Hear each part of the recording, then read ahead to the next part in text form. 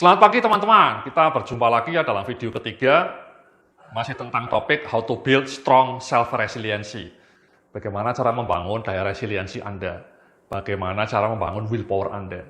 Sekali lagi ini penting, karena daya resiliensi Anda itu sangat menentukan sukses masa depan Anda. Ya.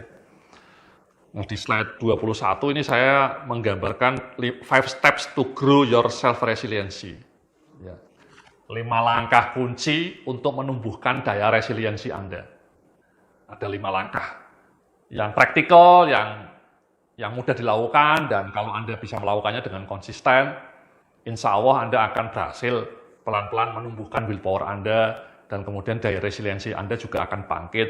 Anda lebih tekun melakukan action, lebih konsisten melakukan action, dan akhirnya Anda bisa meraih apa yang Anda impikan. Oke? Nah, langsung saja di slide 22, di slide berikutnya, cara pertama untuk menumbuhkan willpower dan daya resiliensi itu hindari smartphone culture. Ya. Ini di era sekarang ini, smartphone itu menjadi budaya yang sangat masif ya. Ada sebuah survei di harian Kompas, rata-rata orang Indonesia sekarang itu menghabiskan 5 jam mas, sehari di depan layar HP. 5 jam, itu kan lama banget ya. Kalau Anda menggunakannya untuk pekerjaan misalnya ya, untuk sesuatu yang produktif, untuk WhatsApp communication, untuk komunikasi dengan rekan kerja itu fine gitu ya, atau untuk jualan gitu ya. Kalau Anda jualan online kan Anda perlu komunikasi dengan pelanggan Anda seperti saya. Ya fine, tapi itu kan tidak lama. Komunikasi dengan pelanggan kan tidak lama. Selebihnya banyak orang menghabiskan waktu sampai 3 jam atau 4 jam untuk scroll-scroll aneka konten yang sangat menarik mungkin ya. Ada Instagram, ada TikTok, ada YouTube, ada Facebook, ada Twitter, ada media online, detik.com, ada Google. Nah itu kalau di total 1 hari 5 jam ya orang Indonesia rata-rata ya. Itu kan scary menurut saya. Dan dari 5 jam itu mungkin yang produktif dugaan saya paling yang 1 jam, 2 jam ya. 3 jamnya mungkin wasting, mungkin tidak begitu optimal. Nah, kenapa itu berkaitan dengan daya resiliensi? Kalau masalah Anda 5 jamnya wasting time itu mungkin semua orang mungkin paham ya maknanya ya. Maksud saya kalau orang misalnya main game online, atau mungkin main game online gitu ya melalui HP ya, lihat Dota gitu ya, lihat Mobile Legends gitu ya. Banyak orang terjebak main game online itu melalui HP, dan itu kan wasting time, itu sangat wasting time.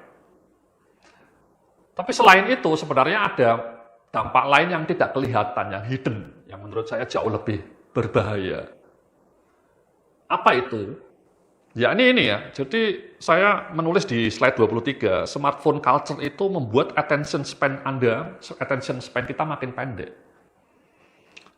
Dan itu menurut saya sangat berbahaya. Jadi memang kalau Anda rajin main HP itu kan scroll-scroll gitu ya, scroll-scroll, klik-klik, scroll-scroll, Anda bergegas dari satu titik ke titik lainnya itu dengan cepat. Atau main game online itu mungkin bergerak terus,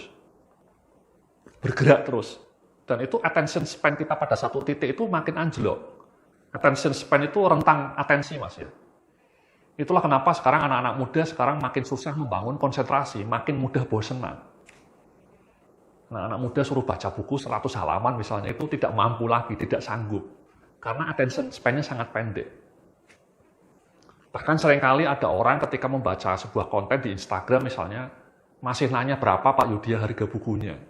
Padahal di dalam Instagram konten saya sudah mencantumkan besar-besar harga buku saya, di mana cara ordernya, dan jelas itu di dalam captionnya, di dalam bannernya itu jelas. Tapi masih ada orang yang nanya, Pak Yudhya berapa harga bukunya? Itu terjadi berkali-kali. Kenapa itu sering terjadi seperti itu, fenomena seperti itu, yang meskipun informasinya sudah jelas, tertampil di layar, orangnya masih nanya pertanyaan yang sama. Sebuah pertanyaan yang sangat katrok menurut saya. Itu kenapa terjadi? Karena orang-orang makin kehilangan attention span. Jadi dia bahkan membaca informasi yang sudah jelas di depan matanya pun tidak sanggup. Itu kan gila. Itu pertanda bahwa, itu menurut saya sangat dangerous, karena itu menunjukkan attention span banyak orang jatuh. Ya. Jadi rentang atensinya itu sangat pendek, sangat rapuh. Dan itu berbahaya bagi willpower, bagi daya resiliensi. Kenapa? Karena kan kalau Anda mau melakukan sebuah action yang panjang, yang konsisten kan butuh attention span yang mendalam, Mas. Berjam-jam. Misalnya Anda mau rajin baca buku, 1 jam gitu kan. Butuh attention span-nya sangat mendalam. Deep thinking gitu. Nah, ketika Anda terlalu sering main HP, itu dirusak kemampuan untuk melakukan deep thinking itu dirusak. Sehingga orang lebih suka bergegas, melompat dari satu konten ke konten lainnya, satu konten ke konten lainnya. Dan attention span Anda makin jatuh dan otomatis willpower Anda akan makin rapuh. Nah, di halaman 24 ini saya juga bilang, smartphone culture membuat makin sulit membangun fokus yang mendalam. Sama ini, Mas. Jadi kenapa makin banyak anak-anak muda sulit membangun konsentrasi yang panjang? Mengapa makin banyak anak muda yang susah membangun fokus yang panjang? Fokus yang mendalam dan mudah bosenan gitu ya. Makin banyak anak-anak muda generasi digital yang mudah bosenan. Karena memang otak mereka sudah di-brainwash oleh kultur smartphone yang selalu bergegas, yang selalu melompat-lompat. Dan akhirnya kemampuan untuk menahan fokus yang panjang hilang. Dan sekali lagi itu fatal bagi upaya untuk menumbuhkan self-resiliency. Kenapa? Sekali lagi kan self-resiliency artinya Anda menekuni proses yang panjang, Mas. Namanya delay gratification skill tadi kan. Menunda action, menunda kesenangan instan. Demi sukses masa depan, itu kan butuh proses yang panjang. Belajar mengenai aplikasi Android, belajar mengenai email marketing, belajar mengenai ilmu SEO, itu kan butuh belajarnya panjang. Baca artikelnya panjang, nonton videonya panjang, dan rumit, dan prakteknya lebih panjang. Nah, orang seringkali langsung mudah menyerah ketika prakteknya sulit karena mereka sudah terbrainwash otaknya oleh kultur smartphone yang mengandalkan kecepatan, yang mengandalkan serba bergegas tadi.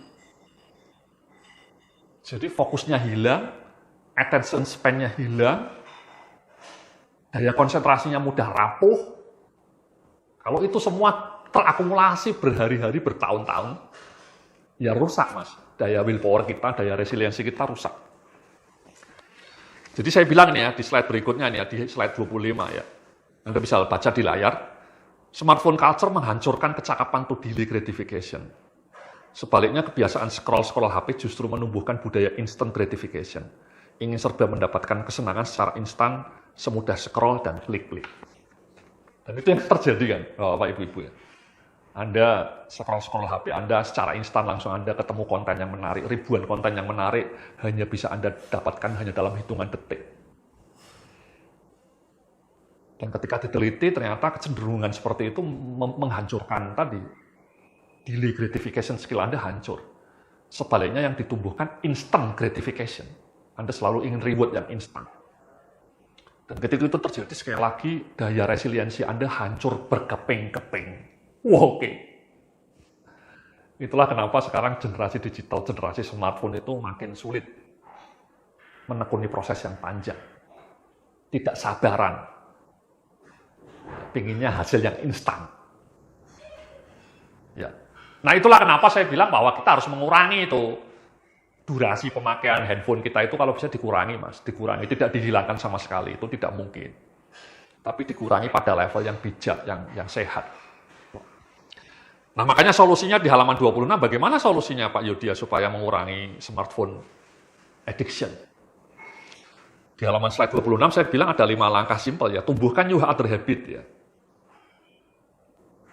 Ya, jadi yang kedua, jalani hobi yang tidak perlu gadget.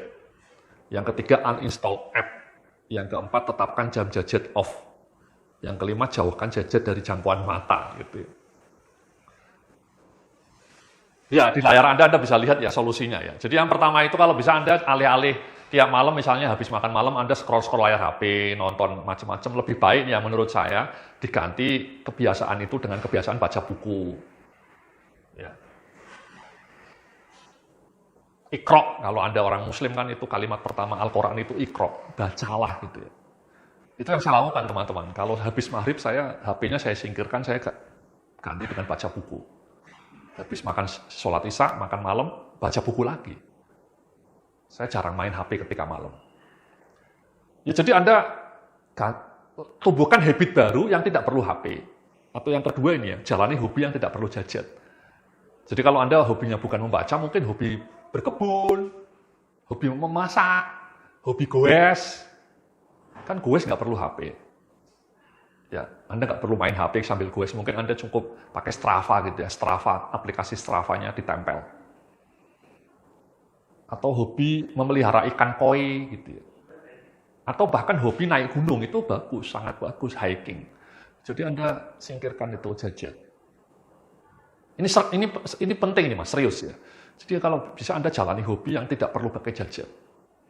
Kalau saya hobi, saya kebetulan membaca buku memang ya. Jadi saya baca buku atau menulis. Ya.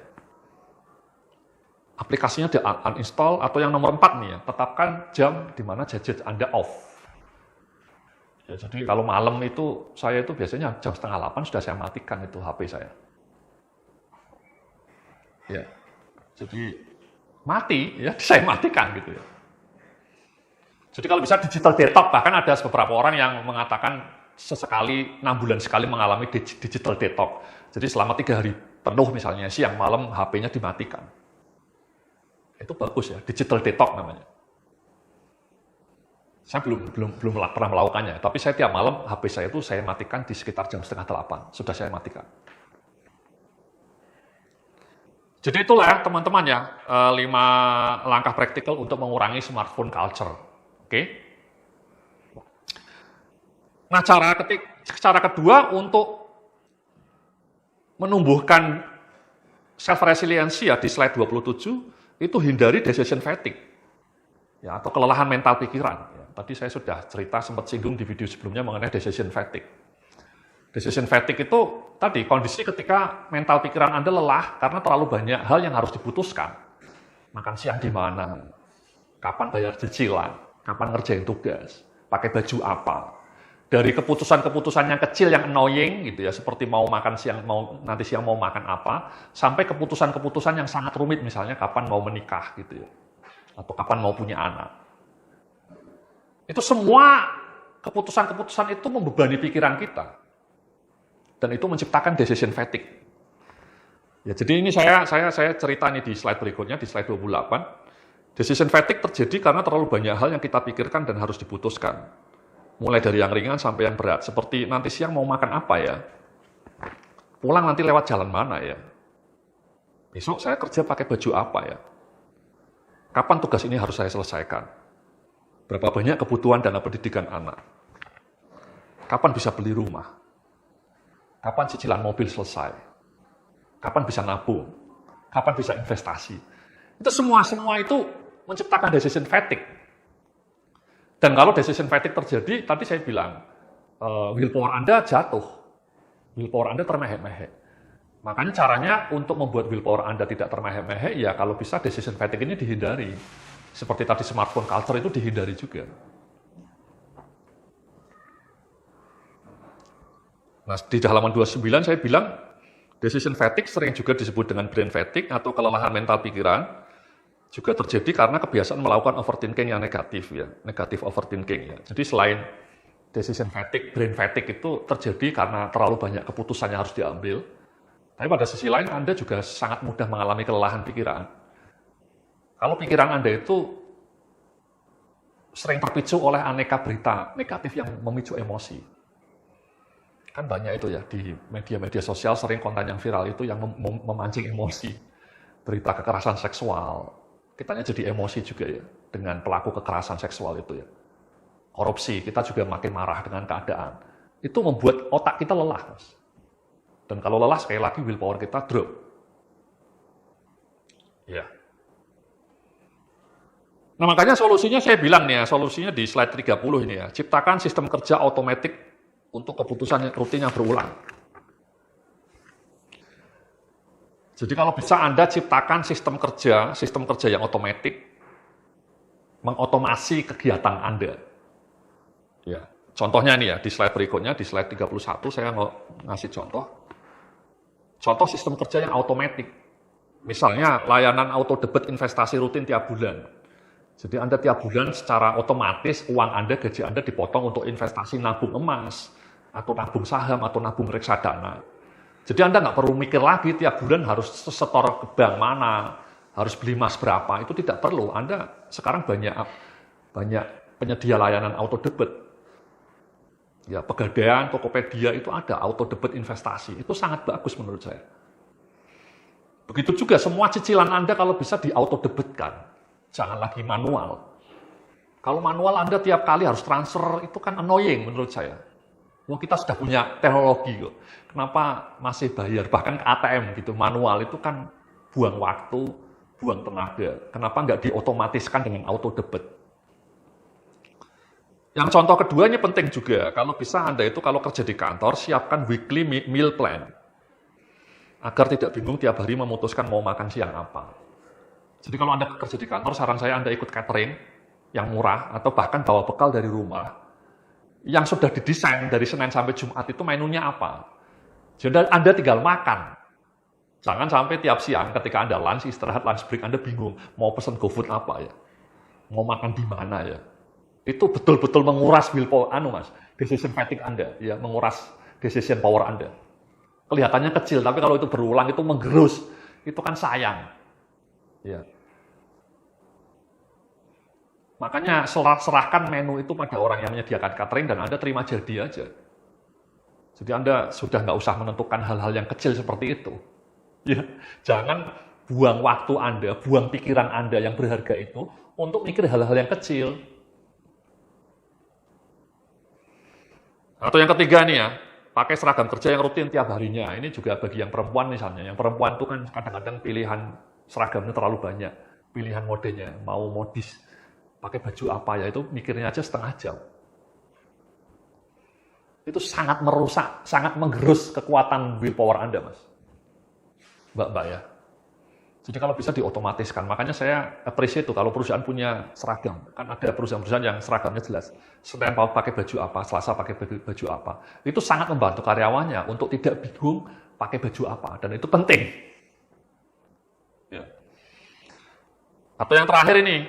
Yang terakhir ini juga bagus nih ya. Ciptakan aneka kebiasaan habit yang membuat kita harus melakukan secara otomatis tanpa memikir lagi. Makanya saya selalu wanti-wanti ini dalam kursus ini juga ada topik yang sangat bagus namanya The Power of Habit ya. Menurut saya habit itu sumber utama keberhasilan, Mas. Kalau Anda punya banyak kebiasaan baik, punya banyak good habit, itu hidup Anda dijamin akan lebih sukses. Karena Anda nggak perlu mikir lagi. Misalnya saya tiap malam baca buku, itu nggak perlu mikir lagi. Pokoknya setelah habis maghrib saya langsung baca buku. Itu sudah otomatis. Bangun pagi, sholat tahajud, kemudian jam 6 pagi jalan kaki, itu sudah otomatis. Saya nggak perlu mikir lagi. Itu kan gila, amazing menurut saya. Bayangkan kalau Anda punya serangkaian kebiasaan baik yang tidak lagi perlu mikir. Saya misalnya minum 9 gelas air putih, karena saya punya jadwal yang pasti. Kapan saya minum air putih. Jadi nggak perlu mikir lagi. Saya tinggal lakukan. Nah itu sangat menghemat waktu saya, Mas. Ya, saya juga banyak melakukan auto debit. Jadi saya nggak perlu mikir lagi. Saya nggak perlu mikir bayar cicilannya kapan. Semua sudah saya auto debitkan. Jadi otomatis, Mas. Jadi sebisa mungkin beragam keputusan kecil yang annoying itu Anda otomasikan. Sehingga Anda tidak lagi tiap hari, tiap minggu mikir berulang. Itu sekali lagi menggerus kekuatan willpower Anda. Alokasikan willpower Anda untuk sesuatu yang penting. Jangan terlalu banyak willpower Anda sia-sia untuk mikir hal-hal kecil gitu ya. Oke. Nah kemudian di slide ketiga dua ini ya, bagaimana Pak kalau yang overthinking? Kan tadi saya cerita overthinking itu juga bikin willpower, brain fatigue ya, kelelahan mental pikiran ya. Nah solusi redam negatif overthinking itu ya kalau bisa fokus pada kemungkinan keberhasilan, positif data dan fakta. Fokus pada rencana tindakan untuk mengatasi kendala. Sebab cara ampuh untuk mengatasi kegalauan adalah do something real. Do something real ya. Fokus pada pengalaman keberhasilan yang pernah diperoleh masa lalu.